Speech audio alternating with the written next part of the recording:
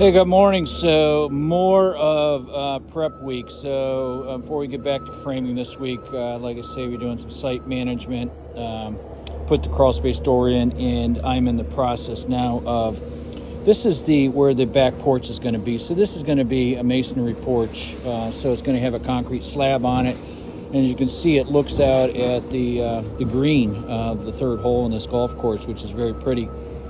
But so this has to all be filled now with something that's not going to settle our compact, which is stone. All right, and this is another, I'm just going to keep telling you what happens with some builders and some notorious folks. Is the temptation is the stone costs money. I guess it's expensive, right?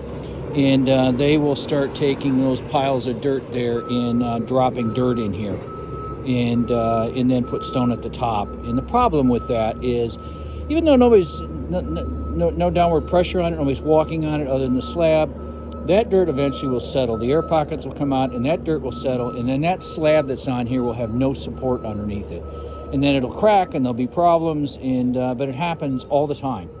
And so generally on drawings, it's any excavated areas, it says no spoils or backfills of organic matters, which means you can't put dirt back in. So we're in the process today. You can see we're bringing 57 limestone out, and he's in the process right now of bringing it around, and he's filling the front in. As you can see, now this is the front porch, same concept. And once again, it is all getting filled with stone, and that'll get spread out.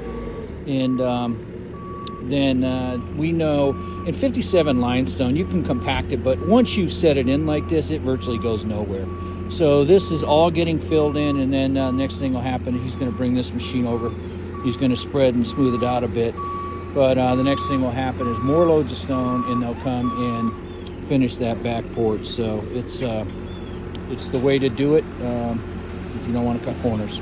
Okay, so this may make more sense now. So now you can see this cavity that was here has been filled in with stone.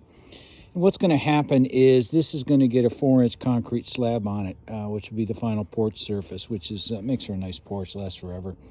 But basically what's going to happen is that that slab is then going to bear on these outside walls here, right? So it will be poured, the stone will be underneath it. We'll pour 4 inches of concrete. It'll bear on the edges. We'll probably overhang it 2 or 3 inches just because it looks nicer.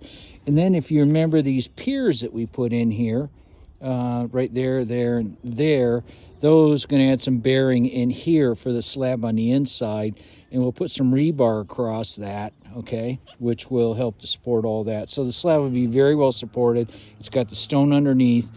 And like I say, if you would have filled this with spoils, as they call it, which is organics or dirt, what would happen is over time that would have settled.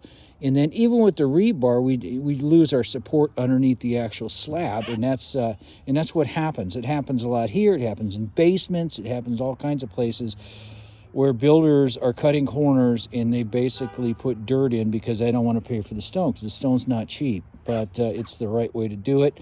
If you look at your engineering drawings, they're going to tell you it's a must, and so that is the way porches should be built up.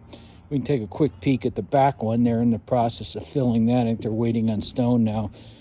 But here's one that's going to take a lot of stone. It's going to take like 3 tandem truckloads for the stone to get this filled in, but they are filling it in now. And we will do the same thing here. And like I say, this will get a concrete slab. There's our bearing piers on the inside. There's our outside wall. And this will be extremely good porches.